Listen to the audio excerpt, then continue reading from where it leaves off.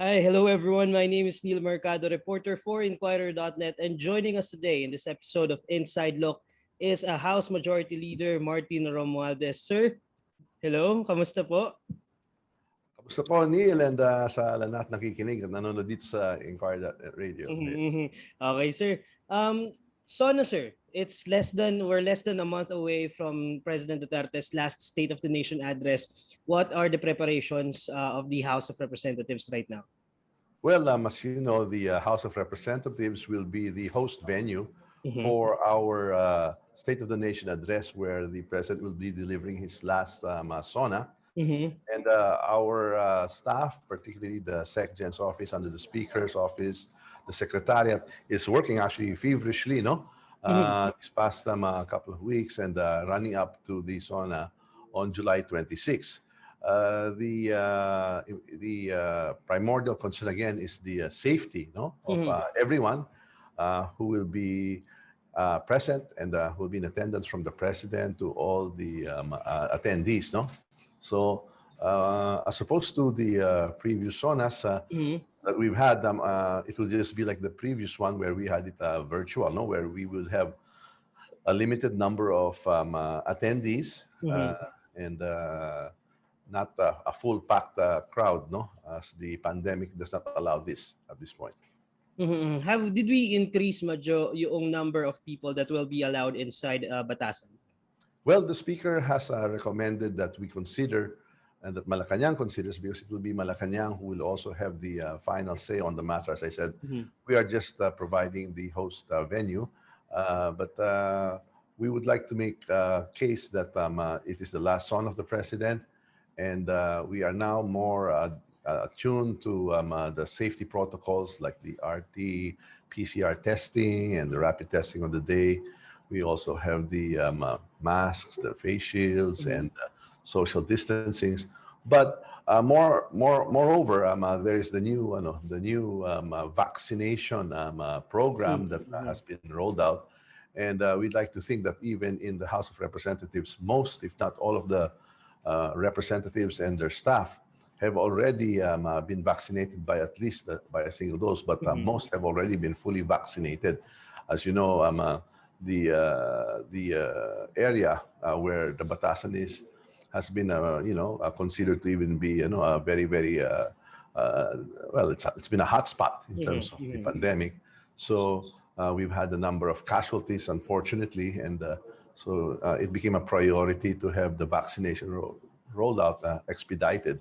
So we would expect that all the attendees, I would imagine, will all be fully vaccinated, But nonetheless, the RT-PCR will be conducted, the social distancing, the masks.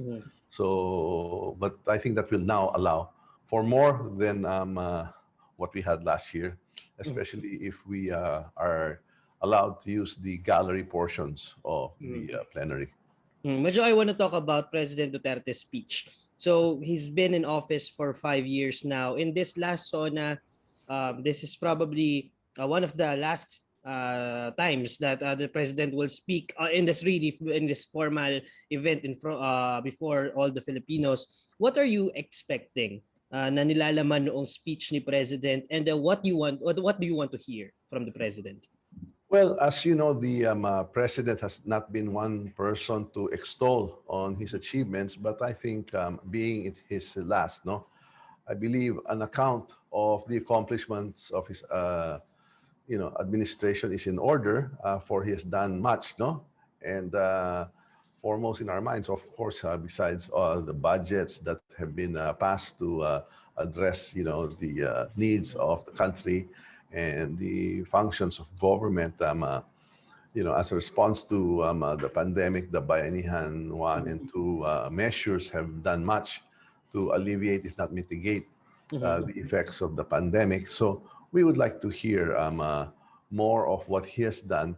And this would always be a good platform for which the next administration could take off from. So, kumbaga, ito ang nangyari, ito ang naganap, ito ang nagawa.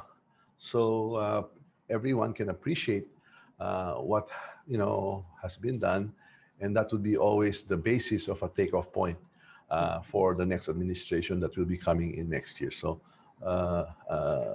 an account or an inventory would be very much in order. And as I said, the president has not been one to herald his accomplishments or achievements, but I think we would like to hear more of that.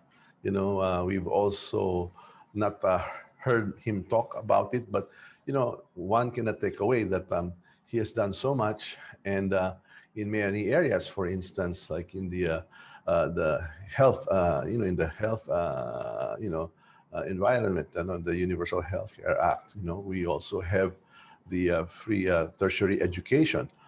These have always been, goals or, achievements that many administrations wanted to strive for, but at least under this administration that has been accomplished. And so I think that is very, very important. We also know that the anti-drug policy has been very important to him, as one of the cornerstones of his administration's policies on the anti-drugs, anti-criminality, and corruption. We also would like to hear about, the taxation measures.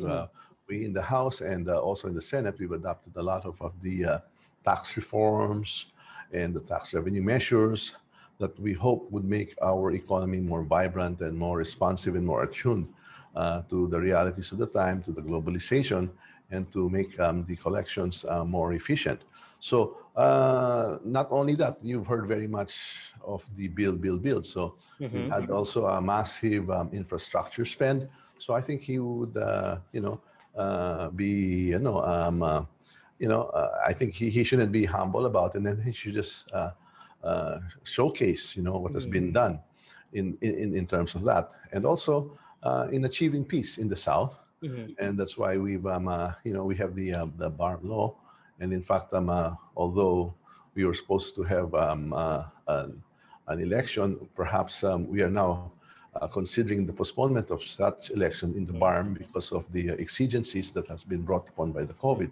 But that and many measures have gone, a long way in promoting peace in the South, so that our brothers and sisters in the South are no longer besieged with endless, conflicts and bloodsheds. That has been mitigated to a large degree. So those are just some of the highlights of, the achievements that the Duterte administration has presented to us. And we would like this to be mentioned because, in part, we have also been, involved and engaged in these priority measures, Paul. You mentioned, Majo, several achievements of the Duterte administration, several programs that you wish the president would highlight more in his speech. But one criticism of the president's speeches, Majo, the previous SONAs, is his failure to address some really controversial issues. For how crucial is it that the president talk about things that happened over the past year, some controversial issues that happened over the past year? Let's say West Philippine Sea. Another one would be the ICC investigation on the drug war. How important is it that the president talk about these issues? Well, the West Philippine Sea, whenever you talk about a matter such as that, I think it is best that the president always take the lead when it comes to announcements, pronouncements on foreign policy issues. That's why we elected him, and every country in the world abides by that protocol. Now we have very, very, very bright, individuals, with their opinions, and of course, we had also previous or policy makers from previous administrations. But I think the dialogue or the discourse there is best, left, at the proper levels instead of engaging the president on those matters head on, because after all, that creates chaos. I mean, who's in the driver's seat? So instead of engaging him, in the manner that has been done, I think it is best that we, allow him to make the pronouncements based on the information that he has. And as it is, presidents are usually more informed or have more of the information at their fingertips than policymakers from previous administrations, because there are always current situations that might not have been applying in the past. And we would like always very much to defer to to this position of the president. And instead of engaging and debating, at the levels, that there have been and that causes a lot of confusion, I think these types of engagements are best relegated, to the proper venues, no, and not necessarily not in the national forum, because you are pitting, fellow Filipinos, against another, and it sows confusion and dissension, and then it doesn't, augur well for the Philippines, and it also puts the country in a bad light. I don't necessarily would like to, see this happening, because I don't see this happening in many other countries. It's usually the president who's been duly elected and has been chosen by the people to make these pronouncements. So it's just a matter of putting things in order. And all those well-meaning, policymakers, people in the academe, those very well learned and studied and well researched here should be, how should I say, should contribute it, should contribute their inputs more, and defer to the final decision or the prerogatives of the head of state. So he's the chief policymaker, so let's follow the orders. Kumbaga, you're in a bus, and then you elected that Mr. Duterte is the driver. Let's not do too much backseat driving, or this distracting the president. You know what that will all lead to? That could lead into a big crash, or confusing and distracting the driver. So rather than that, at the proper time and the proper venue, inform him where you want to go, and then he can make the assessments based on the information and intelligence that he has, and we'll just have to live with that.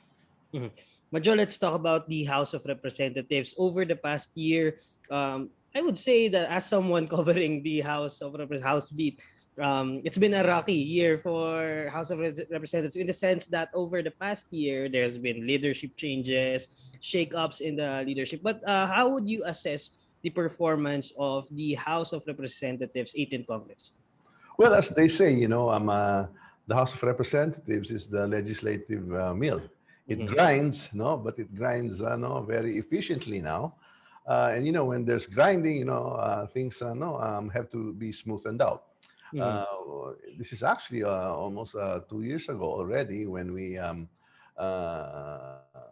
embarked on this 18th Congress, and as we all started out, there were 3 contending parties to the speakership, and we consulted the president, and he suggested a formula which the House leaders and members decided to adopt.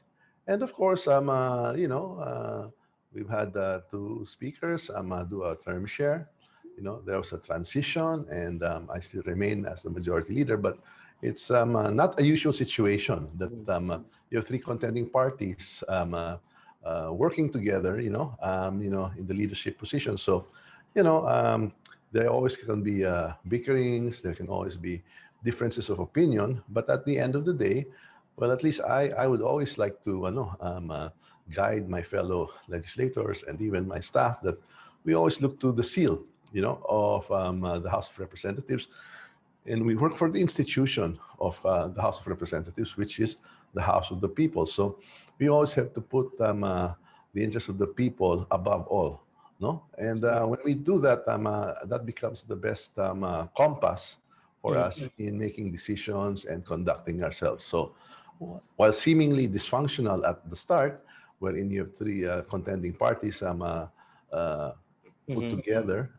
so there might have been bickerings or some even intrigues, as you were basically alluding to.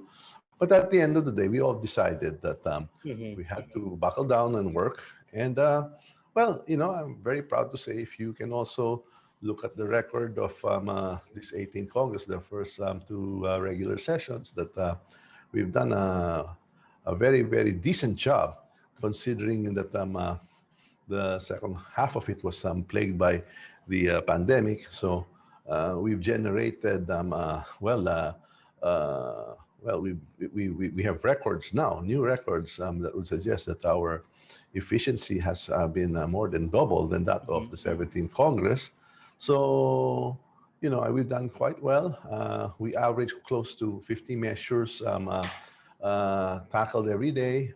There were close to over 11,000 measures filed, and about 1,100 of them have been adopted and enacted. So it's a very, very decent, if not a remarkable record in terms of efficiency. We've been able to produce more legislation than the previous Congress that would have a seemingly more, how should I say, a more harmonious start because everybody was on the same page, so to speak, or thinking or acting the same way. So and it's to the credit of Speaker Lord Alan Velasco and former Speaker Alan Peter Cayetano to subordinate, no,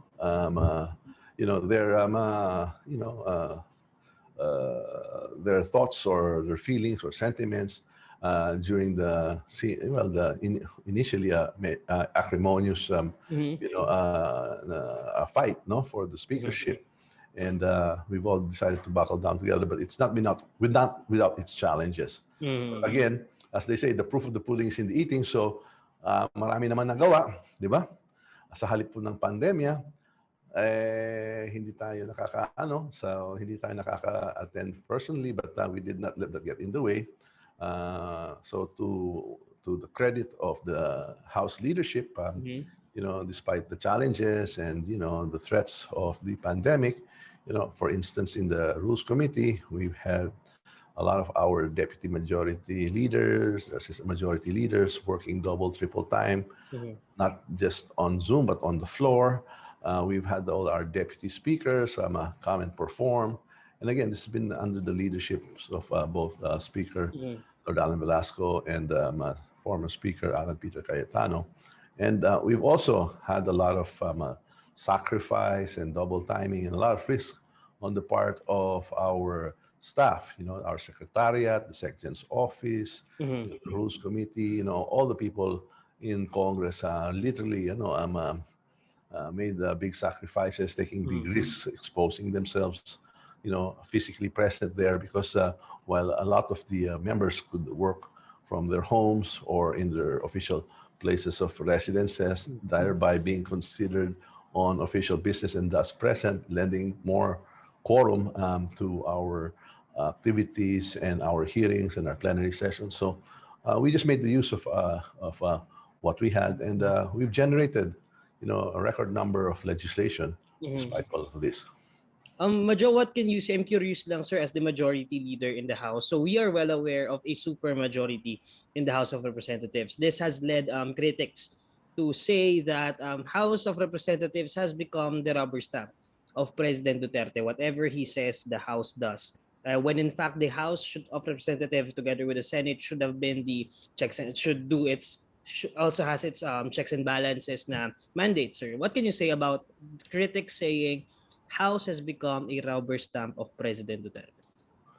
Well, that may be the case, no, in terms of perceptions, but at the end of the day, the realities are such that, well, as my role as the majority leader, we are supposed to create as big or as wide as a margin of numbers on the plenary so that we can get matters and legislative measures enacted, no? But I'll tell you this, Neil, and this is a fact, and you can clock it, and actually you can even look at the previous records. The minority floor leader and the group of the minority bloc, especially the Makabayan bloc, actually clock close to 90% or over 90% of the time and the hours.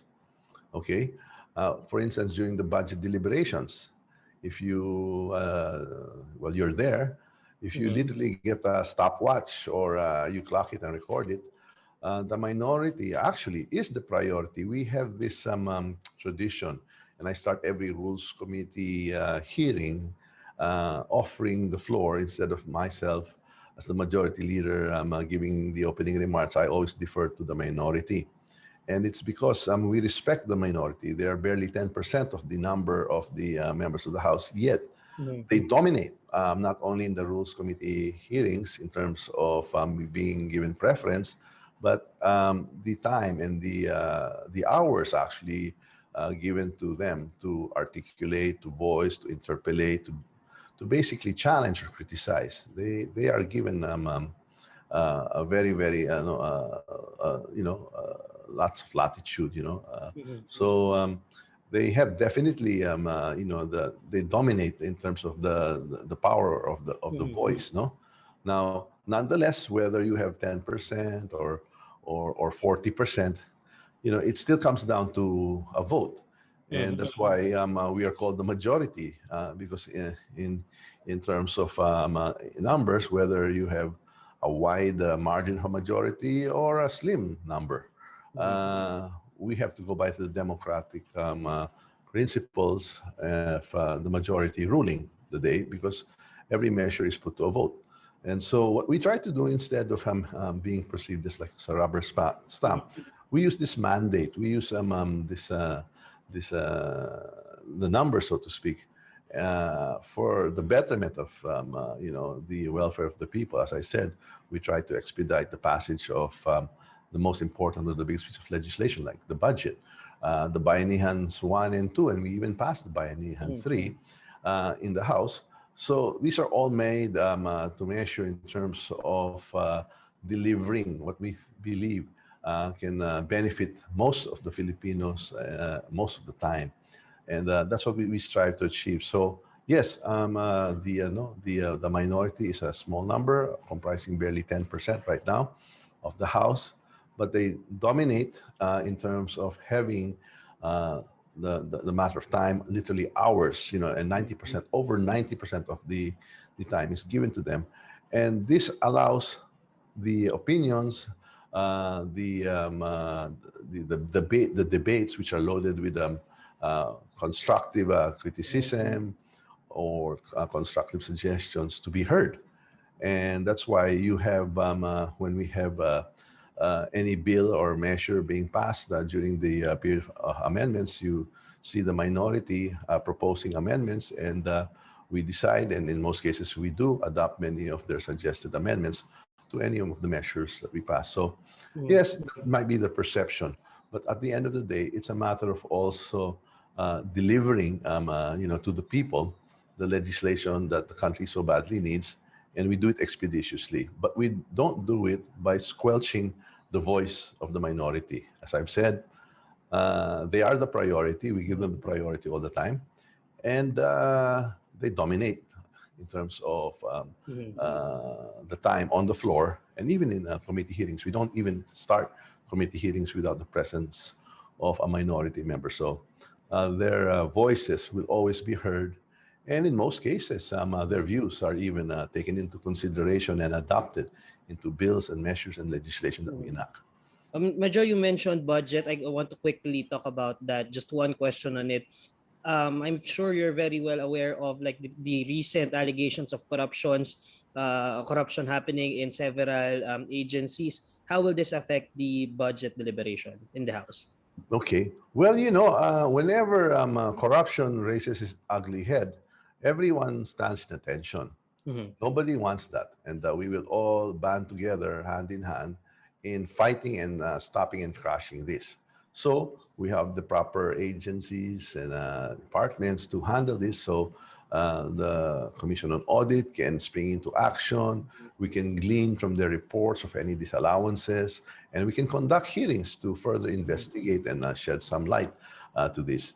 This will become more evident during the budget hearings, where such issues that have taken place or allegedly had taken place in certain departments of agencies, when their budget comes to fore, or when they are on deck, so to speak, then this will be the proper time and forum, to interpolate, grill, and draw out, the truth, and ferret out the truth. And as they say, that's why these hearings, whether they be in the form of resolutions to investigate in aid of legislation, but more particularly during the budget hearing. So if these allegations are proven to be, accurate and based on evidence, then obviously these budgets and those involved will have to face the music, so to speak, and accountabilities will have to be borne out. because lawmakers in the House, Majo, have been, some of them have been vocal about wanting to scrutinize certain agencies from both majority and minority. Let's say, I remember Deputy Speaker Mikey Romero saying he wants to scrutinize the budget of NTFL-CAC. So, what agencies, Majo, do you see na isa-scrutinize talaga ng House once session resumes? Well, from my experience, sa totoo lang Neil, lahat naman pinapanindigan talaga yan no? And well, the usual departments, whether they be transportation, whether they be defense, the interior local government, public works, uh, a whole host of it, and all the agencies attached there too. I wouldn't be surprised if there'll be more, and actually that is why we have these sessions. That's why we have the committee hearings and the plenary sessions. And in fairness naman to the technology that we have, the Zoom facility allows us to entertain more members of the House, in terms of their desire to interpolate and investigate. So we allow that. That's why in the past, you would have to literally physically be, on the floor, maghihintay kayo dyan. But at least now, in the comforts of the respective districts, instead of just, seemingly wasting your time waiting for your turn, you can be doing your other duties, in your district, and at the proper time, because we have we do things in order. We accept reservations to interpolate, and we can estimate, and we call everyone in at the respective hour, so to speak, when they are due, based on the order of the reservations. And the facility of the Zoom allows us to conduct these hearings and plenary sessions even late into the evening. And it's all right for the members of the House, because at the end of the day, they usually are at their homes or offices where they can be doing other things. Sir, I want to quickly talk about Bayanihan measures. We still have Bayanihan 2 and Bayanihan 3. Bayanihan 2 recently just expired, June 30. And isa sa mga tanong, sir, is we still have billions of funds left unused with Bayanihan 2. Yet, the government is saying we don't have money for Bayanihan 3. So this has led critics to say that why don't we have money for Bayanihan 3 when we cannot even utilize properly Bayanihan 2? What can you say about that? Well, I'd like to think that no, the recent reports that we're getting from the executive is such that the funds actually have already been downloaded to the respective departments, so that in fact they've been obligated, no, or already been disbursed. So if in that case, then the billions that we've all been hearing about, no, we've been hearing figures or sums anywhere between 9 to 18 billion.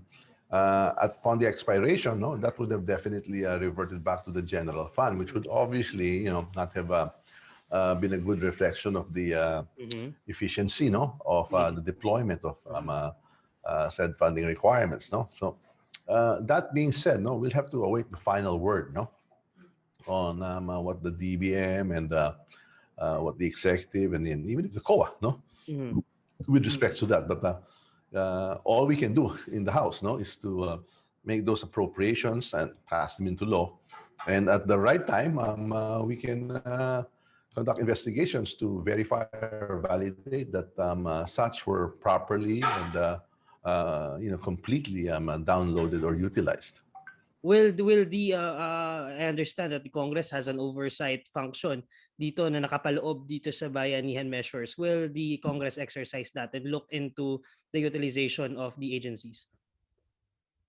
Well, definitely, that is always an option for the House to do, no, or engage in. So we'll have to work with the House leadership, and we'll get our signals from the Speaker as we embark on any oversight functions that will be conducted vis-a-vis the funds at the Bayanihan 2 and how they were properly, if not wholly, utilized. What was the last word from the executive, sir, regarding Bayanihan 3? What was your last conversation like with the executive department with regard to this measure? Well, actually, our takeaway from the last time we were in the palace was that actually, they said, Hindi. The latest was that before the deadline, Mhm. naipa-download na or napa-disburse na daw. Di kung sa gano'n, hindi maganda. Kasi we were worried then. No? We were getting reports about a few weeks before the expiration that Mhm. there were funds anywhere between 9 to 18 billion that were earmarked for functions like for the testing, the contact tracing, Mhm. and any related matter vis-a-vis the COVID pandemic fight. No, so even training for medical personnel. So we would have felt that sayang naman kung hindi nagamit po. How about So how about Bayanihan yes. 3, Majo? How about Bayanihan 3? Ano yung ang word ng executive about it? Is it still the same na we don't have funds for it? Well, as you know, we passed it almost unanimously in the House, Mhm. and what we were making appropriations for were close to a funding requirement of over 400 billion pesos. No, so we could not get the certification of the availability of that amount. No, so in our last visit to the palace, we got the impression that while the government of the treasury has funds, they don't have that amount ready as of yet. So Mhm. the speaker and I were there, and I think the speaker was able to elicit, no, that there was close to 200, maybe 170, almost 180 billion available, and he actually mentioned that we will take whatever is available, so at least we could fund at least the first phase of the Bayanihan 3. The purpose of which is to widen the net, so to speak, so that we cover more of the populace, especially the displaced, the indigent and unemployed workers, and also to support the families Mhm. with a bigger amount, than originally contemplated. So the Ayuda program is the biennial tool was basically widened and extended. Let's talk about the 2022 elections. Alam kong probably pagod na kayo, Majo, about answering questions about the elections. But you've told me before, sir, that you will be running. It's confirmed. You're just not sure about the position. How about now? A few weeks after that conversation. Neil, Neil, we're in deep thought, in deep consultation, under consideration.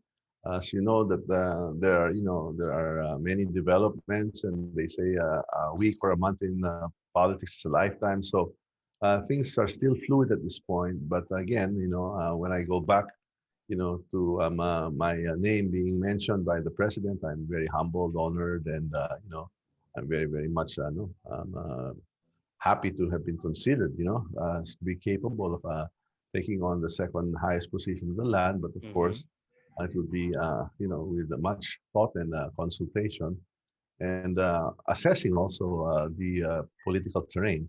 Mm-hmm. And as you know, yes, go ahead. Mm.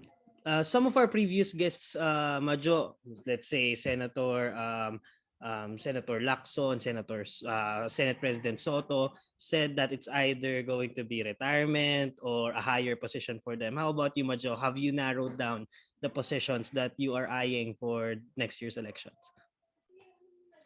Siguro mas bata pa naman ako kaya hindi pa pwede mag-retire. So siguro trabaho pa rin na if the people in the first district of Leyte would still like me to serve them, I would be very, very happy to do so because while much has been done, and of course we thank a lot this administration for all the support, among which is the hospital bill that was signed Mm-hmm. into law, making our regional hospital in the Eastern Visayan area the largest in the Visayas and almost second to the largest in the country by increasing the bed capacity by 1,000. I would like to still continue to delivering the proper laws, legislation, budget programs, and funding for such in my capacity as their representatives. I am still on my first term, so I still have 2 more terms to go. And when I initially set out on my campaign in the last election, so I had also our master plan, so to speak, as to how to alleviate, mitigate, and even make our region not just survive but thrive under So current setup. So based on I'm that very, very answer, sir, Is it safe to narrow it down to vice president, senator, or congressman? Well, definitely, those are options. I'm not considering retiring yet. Okay, okay. Still, there's still, as they say, But we can still we have. narrow it down to those three positions, sir? VP, Yes, senator, that would be a congressman. reasonable, definitely that would be a reasonable, statement that Mhm. those are the top three positions that I would like to be considering. If that is the top three, what is the top one, Majo? Well, well, obviously, I have my plate full right now in the district, so Mhm. that I guess is what you would call my top priority or my first love, so to speak, because I still have a lot of duties to perform and a lot of commitments and promises to fulfill in the district. Mhm. President Duterte has been vocal about supporting you, but but in the same light, President Duterte has also been vocal about running for vice president himself as a good idea. What can you say about that? When he's floating your name as a possible VP candidate, while at the same time floating his own name as a possible candidate. Well, just a quick, brief history on that. The first time he mentioned it to me was when former Speaker Alan, Speaker Lord Velasco, and I visited with him and some members of the cabinet in consultation for the speakership fight and how to resolve it. Mhm. So that was the first time he made mention that while I'll be serving as the majority leader for the 3 years without a term share proposition, he committed to me that if I so desired to run for the vice presidency, he would endorse and support my candidacy if I felt that he was still very much influential and popular, which he is Mhm. right now. No, so but that being said, he also mentioned that again when Speaker Lord Velasco and former Speaker Alan Peter Cayetano and numbers of the House leadership visited with him at the Malacanang Golf Club. And he started out the conversation, mentioning, that I could still be, a vice presidential candidate. And when I was asked to speak, I kind of returned the favor by telling him that, Mr. President, I don't want to sound patronizing, but your numbers are very, very high and demonstrates your acceptability, your trust rating. So perhaps it's not about the time that you can lay down the cross. Yung sinasabing, hindi pa yatang oras na Mhm. ibababa mo Mhm. yung krus. So ituloy mo na lang yung serbisyo mo sa Republika. At ikaw na lang ang tumakbong vice, kaya wala namang prohibition dyan. Mhm. Uh, so supportahan natin yan kung yan ang decision din nyo. So in a way, we also mentioned that earlier on, almost a year ago. And So now I you think have no he's considering problems it. with the president also floating the possibility of him running. Excuse me? You don't see any problems with President Duterte floating his own name when he's also publicly expressed support towards you. Yes, no, I have no problem with that. If he so decided to, I would definitely give way and support him. Mhm. He's most experienced. Everything is at his fingertips. He's been the president for 5 years. I think he'll be Um, the man to beat as the vice president. Last question, Majo. Percentage. Let's talk percentage. How many percent, Majo, tayo right now, vice president, for running for VP? What are the chances? Mahina ako dyan sa porsyento. Last question, hapahabol ko na lang, Majo, quickly as we wrap this up. Last conversation is sa mga floating names is Sara Duterte and Martin Romualdez tandem. Have you had any recent conversations with Mayor Inday regarding this? Well, I was able to have a dinner with her and her, some of her friends from Davao, the leadership of the HNP, and I also, saw her at the Independence Day celebration at the United States Embassy. Mm-hmm. So, well, there's light banter on that, and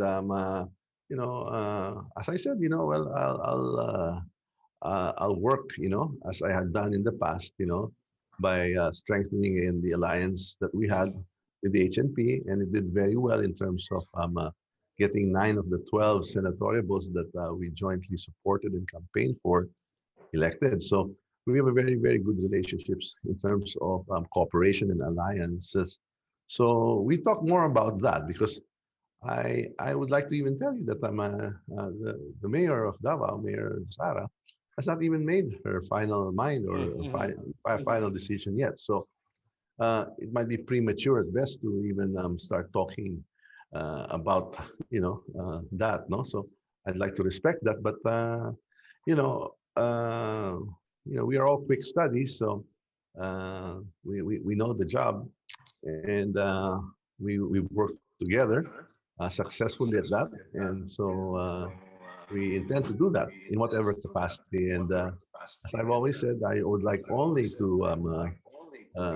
take a position or run for a position for what I can deliver the most, for that constituency. So we always keep that in mind. We must bear in mind that the office is a public trust, and we always have to make sure that the constituency that we are accountable to is well served to the best of our abilities. Mhm. Okay, thank you so much. Again, that is House Majority Leader Martin Romualdez. Sir, thank you for giving us your time. And everyone, keep safe. Again, this is Neil Mercado, reporter for Inquirer.